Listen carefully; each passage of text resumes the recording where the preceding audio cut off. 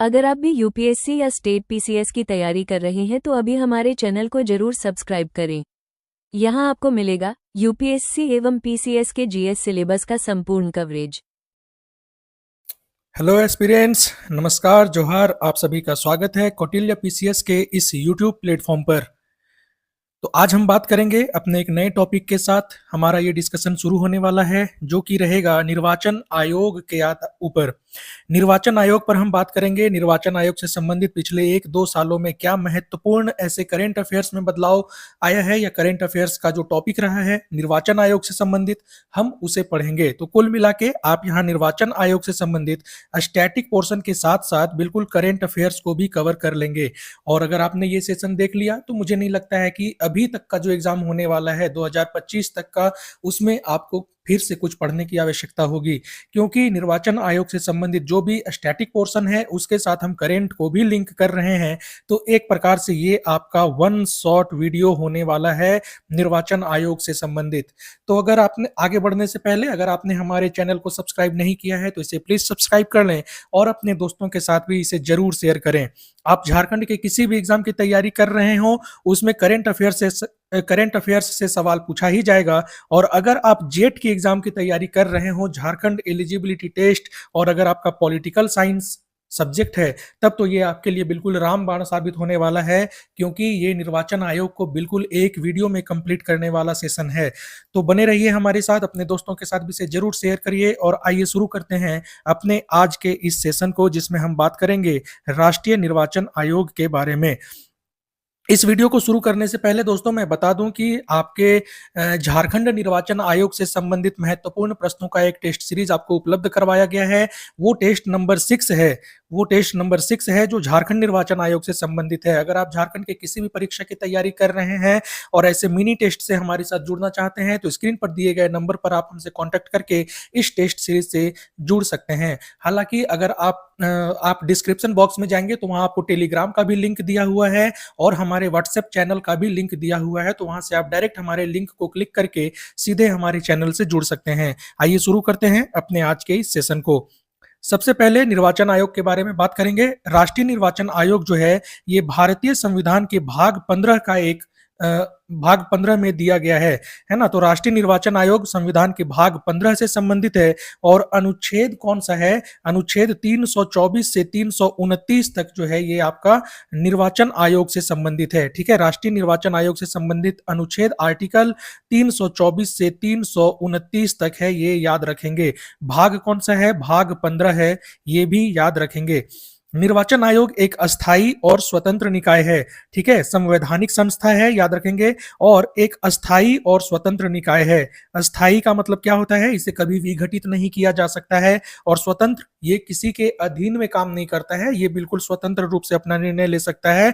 और संवैधानिक निकाय का अर्थ है कि इसका उल्लेख जो है, इसके गठन का उल्लेख वो भारतीय संविधान में किया गया है। जैसा कि मैंने बताया, भारतीय संविधान के भाग 15 और अनुच्छेद 324 से 329 तक। एक अखिल भारतीय संस्था है राष्ट्रीय निर्वाचन आयोग, क्योंकि ये राज्य और संसद यानी दोनों के चुनाव के लिए बराबर रूप से जिम्मेदार होती है, बराबर रूप से काम करती है। इसीलिए राष्ट्रीय निर्वाचन आयोग जो है ये एक अखिल भारतीय संस्था है, ध्यान रखेंगे। अब देखिए, राष्ट्रीय निर्वाचन आयोग किन से संबंधित चुनाव को करवाता है? तो वो है संसद, राज्य विधानमंडल, राष्ट्रपति और उपराष्ट्रपति। ठीक है, संसद में कौन कौन शामिल हो जाएंगे? संसद में शामिल हो जाएंगे आपका राज्यसभा, लोकसभा और राष्ट्रपति। इन तीनों से मिलकर संसद बनता है ना। तो इन सभी का चुनाव जो है आपका संसद, राज्य विधानमंडल, राष्ट्रपति और उपराष्ट्रपति, इन सब का चुनाव कौन करवाता है? राष्ट्रीय निर्वाचन आयोग। चलिए आगे बढ़ते हैं। यहाँ देखिए, जो पंचायत, ये इन्हीं चारों का चुनाव करवाता है, संसद, राज्य विधानमंडल, राष्ट्रपति और उपराष्ट्रपति। लेकिन पंचायत और नगर निगम का जो चुनाव होगा वो कौन करवाएगा? राज्य निर्वाचन आयोग। ठीक है, राज्य निर्वाचन आयोग ये करवाता है पंचायत व निगम चुनाव को। ये राज्य निर्वाचन आयोग जो है आयोजित करवाता है। जो आज टेस्ट सीरीज आपको दिया गया है निर्वाचन आयोग से संबंधित, उसमें मैंने मैक्सिमम क्वेश्चन जो है वो झारखंड का शामिल किया है।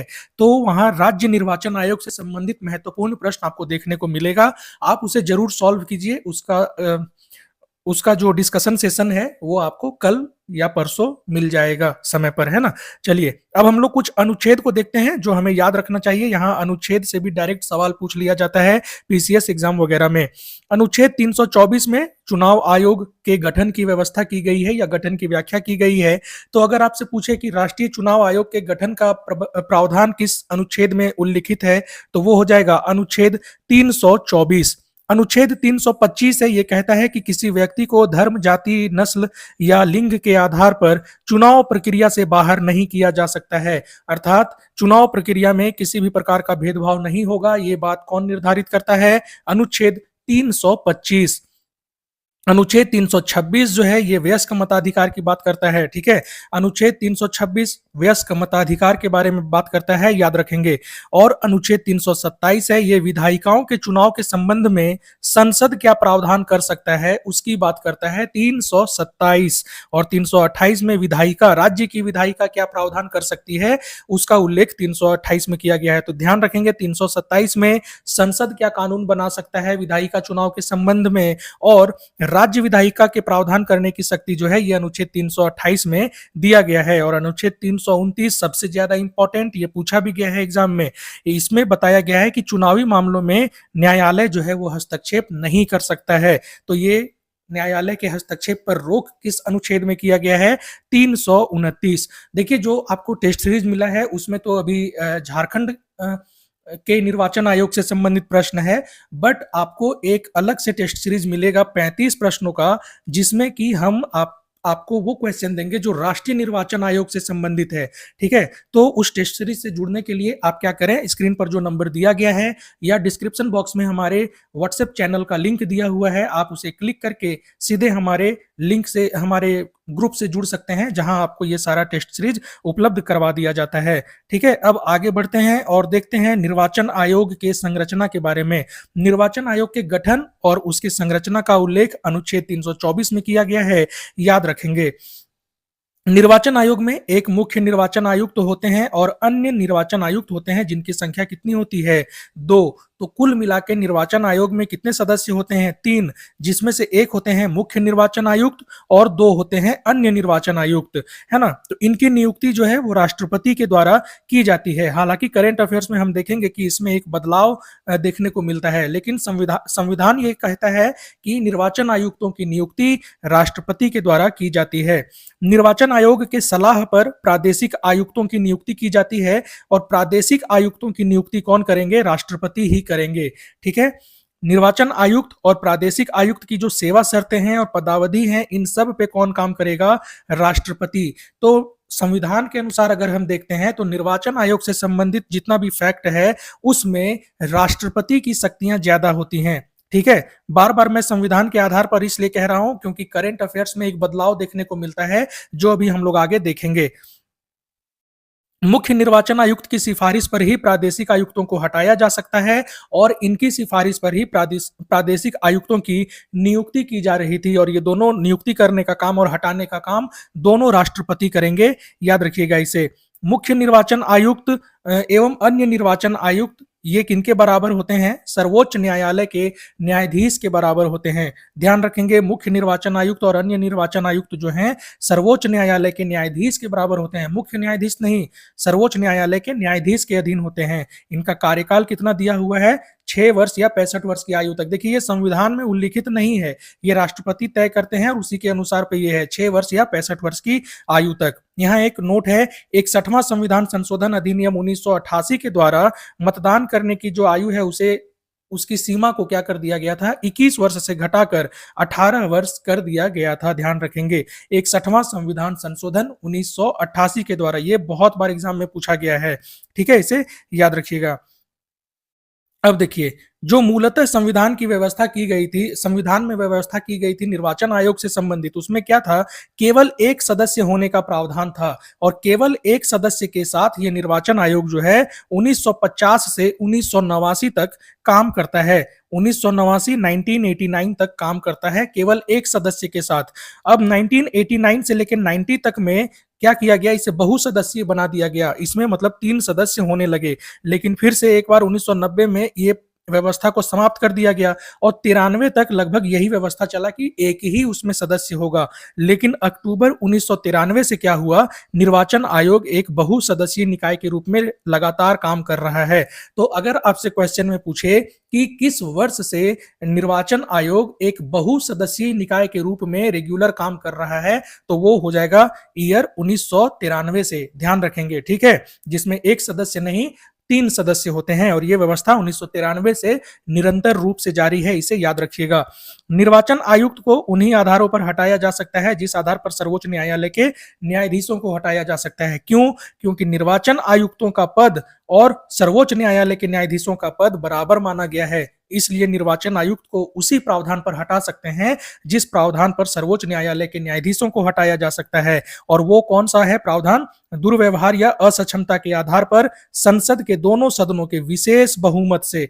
ध्यान रखेंगे, अगर सर्वोच्च न्यायालय के न्यायाधीश को हटाना हो या निर्वाचन आयुक्तों को हटाना हो तो संसद के दोनों सदनों के विशेष बहुमत से। विशेष बहुमत का मतलब क्या होता है? 2/3 बहुमत। इतना बहुमत से आपको प्रस्ताव पारित करना होगा, तभी इन्हें उनके पद से हटाया जा सकता है। और हटाने का काम कौन करेंगे? राष्ट्रपति करेंगे। ठीक है, चलिए, अगर नए चुनाव की घोषणा कर दी जाती है तो उसके तुरंत उपरांत आचार संहिता लागू हो जाती है। ऐसा स्टेटमेंट में भी पूछा जा सकता है कि आचार संहिता कब लागू होती है, तो नया चुनाव का जैसे घोषणा किया जाएगा उसके तुरंत बाद से ही ये आचार संहिता जो है ये लागू हो जाती है। आचार संहिता बनाने का काम कौन करता है? Code of conduct. ये बनाने का काम कौन करता है? निर्वाचन आयोग। ठीक है, चलिए आगे बढ़ें और ये देखते हैं कुछ महत्वपूर्ण तथ्य है यहाँ पे हमारे सामने निर्वाचन आयोग से संबंधित। संविधान में निर्वाचन आयोग के सदस्यों के लिए किसी योग्यता का उल्लेख नहीं किया गया है। ठीक है, ध्यान रखेंगे। हालांकि निर्वाचन आयुक्त के पद पर जो आईएएस ऑफिसर होते हैं उन्हीं को नियुक्त किया जाता है, लेकिन किसी योग्यता का उल्लेख नहीं किया गया है हमारे संविधान में निर्वाचन आयोग के सदस्यों के लिए। ध्यान रखेंगे कि आपको अगर आईएएस, पीसीएस वगैरह का एग्जाम अगर क्रैक करना है तो इसके लिए भी कोई विशेष मानदंड स्थापित नहीं किया जाता है। सीधा बोला जाता है कि आप किसी भी यूनिवर्सिटी, कॉलेज से अगर आपने ग्रेजुएशन की पढ़ाई की हो, बीए, बीएससी, बीकॉम किया हुआ है, तो आप ये फॉर्म भरिए, कैलिबर है तो निकालिए और सिलेक्ट हो जाइए। ठीक है, तो किसी योग्यता का जब यहीं पे निर्धारण नहीं है और यही लोग जो हैं सो यहाँ पर निर्वाचन आयोग के सदस्य बनते हैं, तो ध्यान रखेंगे इन सदस्यों के लिए किसी विशेष योग्यता का उल्लेख नहीं किया गया है। निर्वाचन आयुक्तों की पदावधि का भी उल्लेख संविधान में नहीं किया गया है और ये पदावधि या सेवा शर्तों का निर्धारण कौन करते हैं?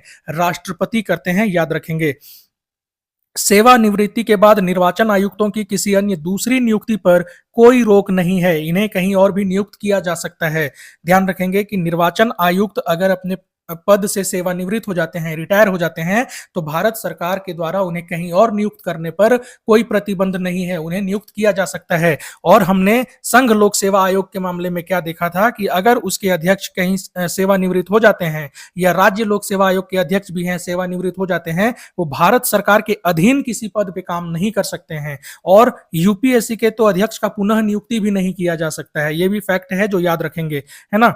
चलिए, अब है निर्वाचन आयोग के कार्य। ये क्या क्या कार्य करता है निर्वाचन आयोग, हम लोग वो देख लेते हैं। सबसे पहले निर्वाचन क्षेत्रों का परिसीमन को लागू करने का काम करता है और जो मतदाता योग्य मतदाता हैं उन्हें पंजीकृत करता है, उन्हें वोटर लिस्ट तैयार करता है, कोड ऑफ कंडक्ट को लागू करता है जिसे आचार संहिता कहते हैं। वोटर लिस्ट हिंदी में निर्वाचक नामावली बोलते हैं, याद रखिएगा, है ना। चलिए, निर्वाचन की तिथि कौन निर्धारित करेगा? तो निर्वाचन आयोग करेगा। और जो उम्मीदवार अपना नामांकन पत्र भरेंगे उसका परीक्षण करने का काम भी निर्वाचन आयोग करता है।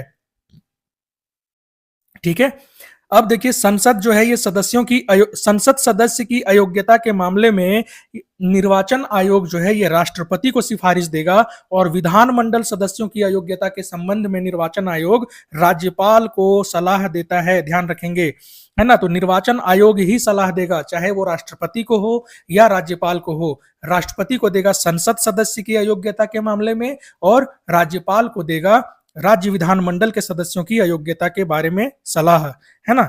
जिला निर्वाचन अधिकारी की नियुक्ति कौन करते हैं? तो राज्य सरकार की सलाह पर निर्वाचन आयोग द्वारा, राष्ट्रीय निर्वाचन आयोग की बात की जा रही है, ठीक है। तो राज्य सरकार के सलाह पर राष्ट्रीय निर्वाचन आयोग जो है ये जिला निर्वाचन अधिकारी की नियुक्ति करते हैं।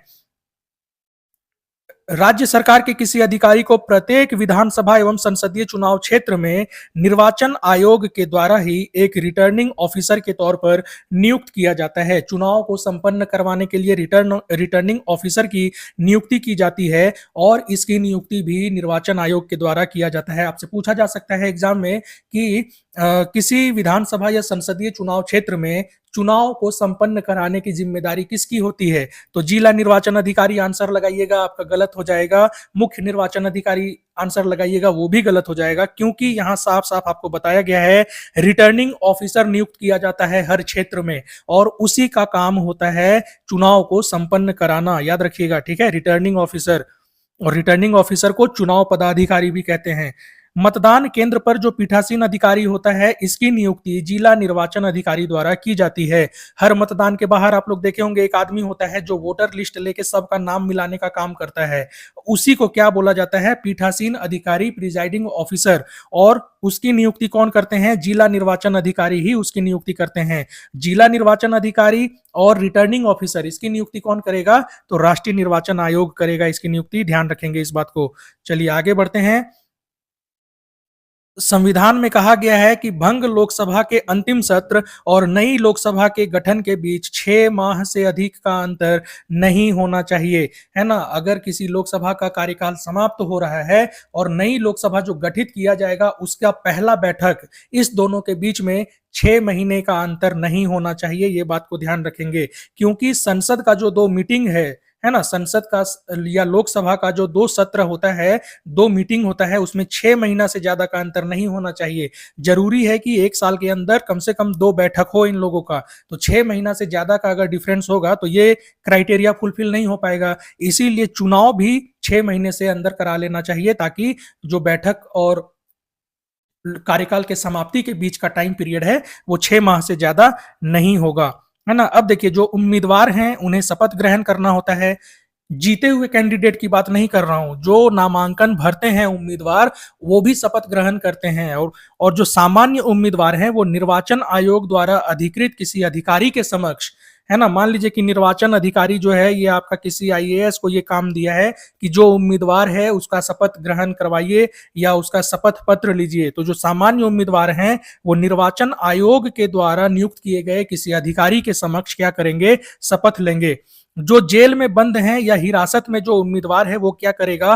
कारा अधीक्षक यानी कि जेल सुप्रिंटेंडेंट के समक्ष क्या करेगा? शपथ पत्र लेगा। और अगर उसे किसी डिटेंशन कैंप में रखा गया है तो डिटेंशन कैंप में जो कमांडेंट होता है उसके समक्ष वो शपथ पत्र पे शपथ लेगा या फिर शपथ पत्र दाखिल करेगा, है ना। और जो बीमार कैंडिडेट है या अस्पताल में जो कैंडिडेट है वो क्या करेगा? उसी अस्पताल में कोई एक प्रभारी चिकित्सा अधिकारी होता है उसके समक्ष शपथ लेगा, ठीक है। और चौथा है भारत से बाहर रह रहे उम्मीदवार। तो जो भारत से बाहर रह रहे कोई ऐसा आदमी है जो यहाँ पे नामांकन दाखिल किया है चुनाव लड़ने के लिए, तो वो या तो राजदूत के समक्ष लेगा शपथ या फिर राजदूत के द्वारा अधिकृत किसी काउंसलर के समक्ष क्या करेगा? शपथ लेगा। तो ध्यान रखेंगे, सामान्य उम्मीदवार के मामले में निर्वाचन आयोग के द्वारा अधिकृत किसी अधिकारी के समक्ष, जेल में बंद है तो जेल सुप्रिंटेंडेंट या कहीं डिटेंशन कैंप में है तो डिटेंशन कैंप के कमांडेंट के समक्ष, बीमार है तो चिकित्सा प्रभारी अधिकारी जो है उसके सामने लेगा, और भारत से बाहर है तो उससे ये शपथ लेगा राजदूत या फिर कोई काउंसलर के समक्ष, ठीक है। देखिए, अब निर्वाचन आयोग जो है ये सुनिश्चित करने का काम करता है कि प्रत्येक मतदाता से मतदान केंद्र की दूरी 2 किलोमीटर से अधिक नहीं होनी चाहिए। 2 किलोमीटर, याद रखेंगे। ऑप्शन में अगर 5 किलोमीटर दिया तो ये मत समझ लीजिएगा कि 5 किलोमीटर है ना। तो निर्वाचन आयोग जो है ये सुनिश्चित करने का काम करता है कि प्रत्येक मतदाता मतदान केंद्र से 2 किलोमीटर से ज्यादा दूरी पे ना हो, या मतदान केंद्र किसी मतदाता से 2 किलोमीटर से अधिक दूरी पे ना हो, है ना। और किसी भी मतदान केंद्र में 1500 से अधिक मतदाता नहीं होने चाहिए। ये भी कौन डिसाइड करता है? ये भी डिसाइड करता है निर्वाचन आयोग। इसीलिए भी परिसीमन जरूरी है ना। कोई पूछेगा परिसीमन क्यों जरूरी है? तो इसीलिए जरूरी है क्योंकि एक मतदान केंद्र पे इतने ज्यादा सदस्य ना हो जाएं कि वहां वोट देना ही बहुत मुश्किल का काम हो जाए, है ना। 1500 आदमी का ही वोटिंग लेना बहुत बड़ी बात होती है। अभी जो बिहार में चुनाव होने वाला है उसे लेके निर्वाचन आयोग जो है कह रहा है कि अब एक निर्वाचन क्षेत्र में 1200 से अधिक सदस्य नहीं होने चाहिए। तो अगर आपको 1500 ऑप्शन में दिखे, 1200 भी दिखे, तो आप आंसर करेंगे 1200, क्योंकि करंट में ये बदलाव किया जा रहा है। चलिए आगे बढ़ें। सबसे बड़ा निर्वाचन क्षेत्र के हिसाब से देखेंगे तो लद्दाख, और सबसे छोटा निर्वाचन क्षेत्र जो है वो है आपका चांदनी चौक। चांदनी चौक कहाँ पे है? दिल्ली में है, ठीक है, और ये सबसे छोटा निर्वाचन क्षेत्र है। मुख्य निर्वाचन आयुक्त कौन है अभी हमारे भारत के? तो वो हो जाएंगे ज्ञानेश कुमार। और झारखंड राज्य की मुख्य निर्वाचन अधिकारी कौन बनी है? अलका तिवारी। और अलका तिवारी ने किनका स्थान लिया है ये आप हमें कमेंट बॉक्स में बताएंगे, ठीक है। अलका तिवारी किसके स्थान पर मुख्य निर्वाचन अधिकारी बनी है झारखंड की, ये आप हमें कमेंट बॉक्स में बताएंगे। वर्तमान में कौन है झारखंड राज्य की मुख्य निर्वाचन अधिकारी? अलका तिवारी। चलिए अब यहां से शुरू होता है हमारा करंट अफेयर्स। पिछले 1 डेढ़ 2 सालों में क्या महत्वपूर्ण खबर रहा है, करंट अफेयर्स रहा है निर्वाचन आयोग से संबंधित, हम उस पर बात करेंगे। और ये बहुत इंपॉर्टेंट है क्योंकि स्टैटिक पोर्शन आपका कंप्लीट हो गया, करंट यहां से कंप्लीट हो जाएगा, तो फिर निर्वाचन से संबंधित आपको कोई भी करंट अफेयर्स पढ़ने की आवश्यकता नहीं होगी। इसमें एक स्टैटिक पोर्शन से भी एक फैक्ट डाला गया है जो बहुत महत्वपूर्ण है और वहां से क्वेश्चन बनाए जाने की संभावना बहुत प्रबल है। तो आइए आगे बढ़ते हैं और शुरू करते हैं करंट अफेयर्स का जो टॉपिक हम लोगों के सामने है उसे। तो पहला है कि चुनाव आयुक्त नियुक्ति प्रणाली पर नया कानून बनाया गया है और इस कानून का नाम क्या है? Chief election commissioner and other election commissioner appointment conditions of service and terms of office act 2023। ध्यान रखेंगे कब ये कानून बनाया गया है? वर्ष 2023 में। अब इसके द्वारा क्या किया जाएगा? चीफ इलेक्शन कमीशन और जो इलेक्शन कमीशन होते हैं उनकी नियुक्ति एक समिति के द्वारा की जाएगी और उस समिति में कौन कौन शामिल होंगे? प्रधानमंत्री, एक केंद्रीय मंत्री और एक विपक्ष के नेता शामिल रहेंगे। पहले यह नियुक्ति राष्ट्रपति के द्वारा की जाती थी, लेकिन अब इसकी नियुक्ति एक समिति के द्वारा की जाएगी और उस समिति में कौन शामिल होगा? प्रधानमंत्री, केंद्रीय मंत्री और विपक्ष के नेता। इसीलिए मैं जब वहां नियुक्ति पढ़ा रहा था अभी स्टैटिक पोर्शन में, तो मैं वहां बार बार बोल रहा था कि संविधान के द्वारा यह कहा गया है कि वहां पर राष्ट्रपति तय करेंगे या राष्ट्रपति नियुक्त करेंगे, लेकिन ये 2023 में जो एक्ट लाया गया है इसके द्वारा अब चीफ इलेक्शन कमीशन और इलेक्शन कमिश्नर की नियुक्ति कौन करेगा? एक समिति। और उस समिति में कौन कौन शामिल होंगे? प्रधानमंत्री, एक केंद्रीय मंत्री और एक विपक्ष के नेता, ठीक है। चलिए अब देखिए 2025 में कुछ राज्यों में विधानसभा का चुनाव होना था या हुआ है और वहां के सीएम कौन है, उनका निर्वाचन क्षेत्र कौन है, हम वो देख लेते हैं क्योंकि यहां से बहुत सारा फैक्ट नहीं जानना है। जो इंपॉर्टेंट है, जो एग्जाम में पूछे जाने की संभावना है, हम उसे देखते हैं। हरियाणा में इलेक्शन हुआ तो हरियाणा के सीएम कौन बने? नायब सिंह सैनी। नाम याद रखेंगे। हरियाणा में इलेक्शन होता है और हरियाणा में सीएम कौन बनते हैं? नायब सिंह सैनी। और इनका सीट कौन सा है? तो लाडवा सीट, जो कि कुरुक्षेत्र वाले एरिया में पड़ता है। तो यहां से ये चुनाव जीते हैं। दूसरे हैं महाराष्ट्र के सीएम और महाराष्ट्र के सीएम कौन है? देवेंद्र फडणवीस। और देवेंद्र फडणवीस इस सीट से चुनाव जीते हैं। तो दक्षिण पश्चिम नागपुर से देवेंद्र फडणवीस चुनाव जीतते हैं। कमेंट बॉक्स में आप हमें जरूर बताएंगे कि देवेंद्र फडणवीस का पूरा नाम क्या है। देवेंद्र फडणवीस का पूरा नाम बताइए। आपका देखता हूं कि आप कितने अवेयर हैं, आप कितना याद रखे हैं चीजों को, क्योंकि एग्जाम में ऐसे क्वेश्चन पूछा जा सकता है आपसे, है ना। चलिए और बता दीजिएगा तो एक चॉकलेट आप लोगों को मिलेगा। चलिए नेक्स्ट है झारखंड के सीएम कौन है? झारखंड के सीएम हेमंत सोरेन है और इनका बरहेट सीट से ये चुनाव जीते हैं। बरहेट सीट, बरहेट कौन जिला में पड़ता है?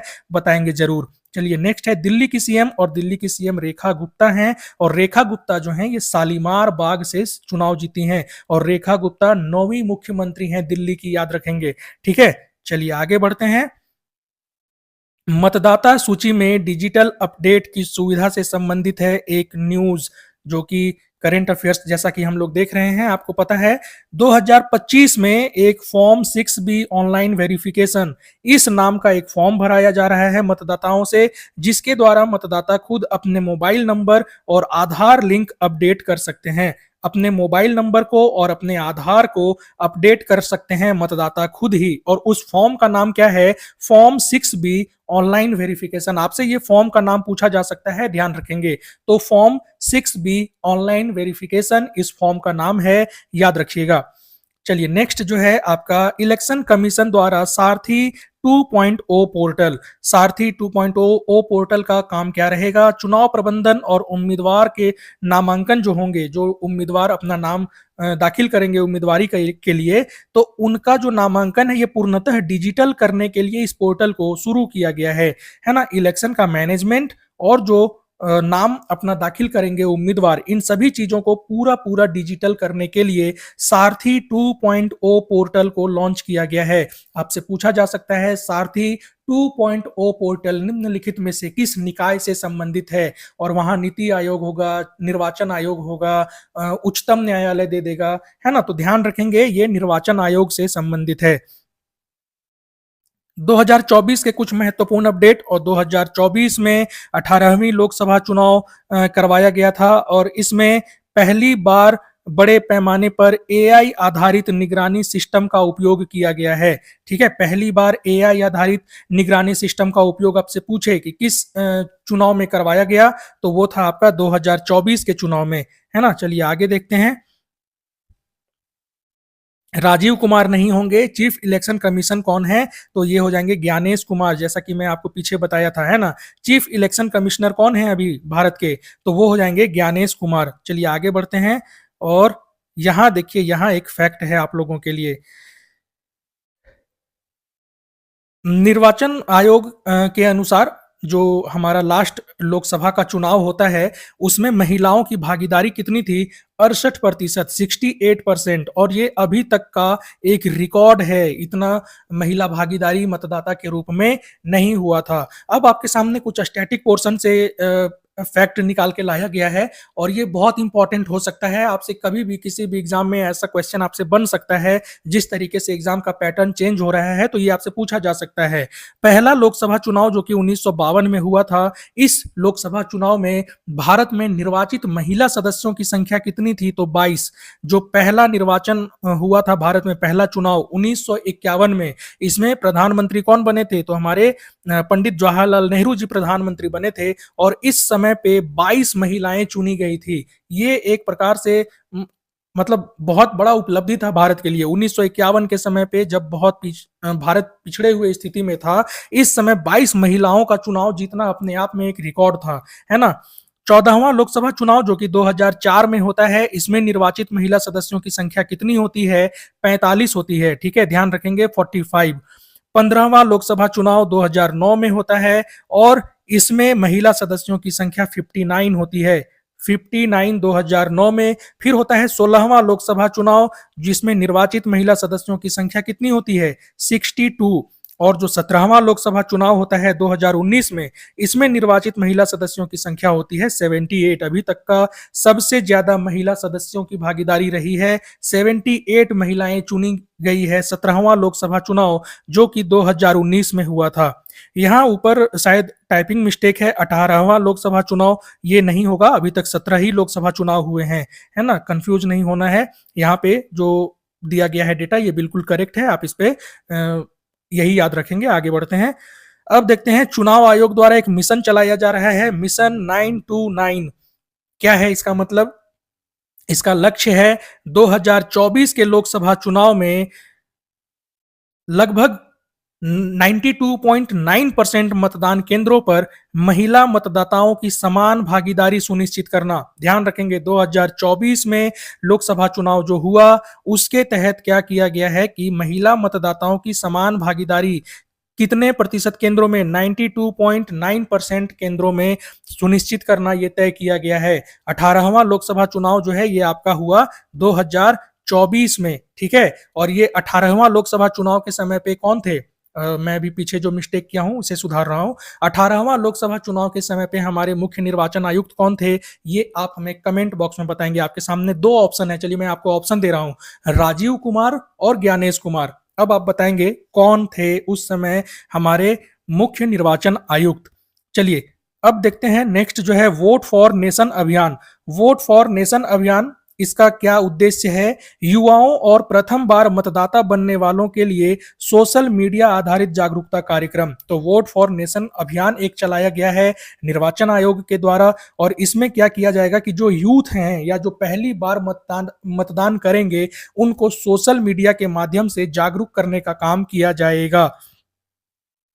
नेक्स्ट है 2023 से संबंधित कुछ फैक्ट्स देखते हैं क्या इंपॉर्टेंट है। अगर इंपॉर्टेंट नहीं होगा तो स्किप कर देंगे, है ना। इलेक्शन कमीशन डे कब मनाया जाता है? 25 जनवरी को। राष्ट्रीय मतदाता दिवस जो है ये भी मनाया जाता है आपका 25 जनवरी को, क्योंकि 25 जनवरी 1950 को निर्वाचन आयोग का गठन किया गया था, ध्यान रखेंगे। अब बताना है कि ये निर्वाचन जो मतदाता दिवस मनाया जाता है 25 जनवरी को, इसकी शुरुआत कब की गई थी? मैंने अपने प्रीवियस जो सेशन हुआ है उसमें बताया हूं। तो इसकी शुरुआत जो है ये 2011 में की गई थी, ध्यान रखेंगे इस बात को, है ना। चलिए आगे बढ़ते हैं और देखते हैं इसमें और क्या इंपॉर्टेंट है। देखिए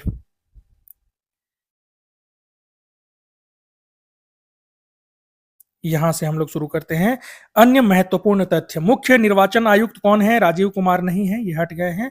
अभी कौन है? ज्ञानेश कुमार, है ना, ज्ञानेश कुमार, याद रखेंगे। अन्य निर्वाचन आयुक्तों में एक बार ये नाम आप करेक्ट कर लेंगे, क्योंकि मुझे नहीं पता ये हैं या अभी नहीं है। और क्या है कि अभी बीच में कोई चेंज हुए थे, तो मैं ये कॉपी किया हूं, कॉपी पेस्ट किया हूं, तो ये एक बार आप देख लेंगे, है ना। 25 जनवरी 1950 को निर्वाचन आयुक्त की नियुक्ति की जाती है। संवैधानिक अनुच्छेद 324 पता ही है आपको। कार्यकाल 6 वर्ष या 65 वर्ष की आयु तक, और मुख्यालय नई दिल्ली में है। और राष्ट्रीय मतदाता दिवस जो है ये आपका 25 जनवरी को मनाया जाता है। चलिए नेक्स्ट एक क्वेश्चन है आपके सामने अभ्यास प्रश्न के रूप में। 2024 के लोकसभा चुनाव में इलेक्शन कमीशन ऑफ इंडिया के द्वारा शुरू किया गया अभियान कौन सा था? तो कौन सा था? अभी अभी मैंने आपको वो अभियान बताया है, वो अभियान था मिशन 929। ठीक है, चलिए ये है आपका करंट अफेयर्स के साथ बिल्कुल इलेक्शन कमीशन को पूरा हमने कंप्लीट कर लिया है। और 1 मिनट रुकेंगे, मैं आपको बता दूं कि इलेक्शन कमीशन के अभी कौन कौन से मेंबर्स हैं। एक तो ज्ञानेश कुमार हैं, और कौन है हम लोग ये देख लेते हैं एक बार, क्योंकि अगर यहाँ पे छोड़ें तो फिर ये छूट ही जाता है ना। और हमें क्या करना है? छोड़ना नहीं है, क्योंकि जब तक तोड़ेंगे नहीं तब तक छोड़ेंगे नहीं, है ना। इसी तरीके से हम रिवाइज करते रहना है। एक तो ज्ञानेश कुमार है ना। देखिए ये नाम अगर मैं याद करवा देता तो हो जाता अभी गलत, है ना। ये नाम नहीं है। एक तो ज्ञानेश कुमार है, ज्ञानेश कुमार का नाम आप याद रखेंगे। फिर एक है हमारे विवेक जोशी। कौन है? विवेक जोशी, नाम याद रखेंगे। विवेक जोशी नाम आप लोग नोट भी करते चलेंगे। और एक है सुखबीर सिंह। एक कौन है? सुखबीर सिंह। ठीक है, तो ये तीनों फिलहाल जो हैं इलेक्शन कमीशन ऑफ इंडिया के सदस्य हैं, इनका नाम आप याद रखेंगे। चलिए अब जो आपको टेस्ट प्रोवाइड कराया गया है उस टेस्ट को आप लोग बनाइए। और इसके बाद एक राष्ट्रीय निर्वाचन आयोग से संबंधित भी महत्वपूर्ण 35 प्रश्नों का आपको टेस्ट सीरीज फिर से उपलब्ध करवाया जाएगा। बनाते रहिए, पढ़ते रहिए, मस्त रहिए, हमारे साथ जुड़े रहिए और अपनी तैयारी को बेहतर बनाते रहिए। अगर वीडियो पसंद आता है तो इसे सब्सक्राइब भी अवश्य करें और अपने दोस्तों के साथ भी शेयर जरूर करें। Thank you. जय हिंद, जोहार झारखंड।